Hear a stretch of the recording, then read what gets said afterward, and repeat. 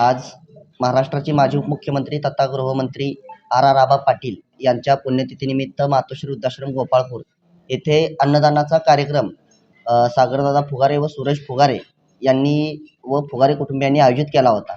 या कार्यक्रमाच्या निमित्तानं पंचक्रोशीतील मान्यवर असतील, माझे आजी सरपंच असतील, त्याचबरोबर मार्गदर्शक स्नेही मित्र परिवार असेल, यांच्या सर्वांच्या उपस्थितीमध्ये हा कार्यक्रम पार पडला।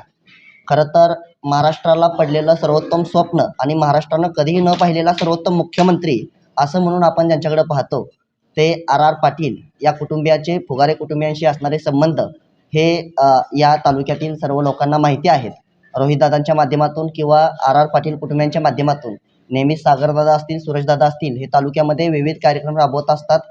त्यांच्या कौटुंबिक संबंध आणि प्रेमाच्या माध्यमातून आज जे काही जाळं राज्यभर पाटील कुटुंबियांनी कार्यकर्त्यांचं, मित्रपरिवाराचं जोडलेलं आहे, त्याचाच एक भाग हे फुगारे कुटुंबीय आहेत।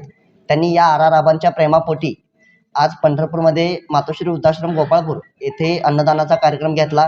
या माध्यमातून आर आबांनी जी शिकवण आपल्याला दिली की आपण समाजाचं देणं लागतो आणि ते देणं फेडण्यासाठी आपण यथोचित प्रयत्न केले पाहिजेत, तोच एक हा साधासा प्रयत्न फुगारे कुटुंबियांनी केलेला आहे। यानिमित्त आम्ही सर्व मित्रपरिवार आर आबांच्या विचारांवरती काम करून आज या अन्नदानाच्या माध्यमातून आर आबांचे विचार तळागाळापर्यंत पोहोचवण्याचं काम करत आहोत।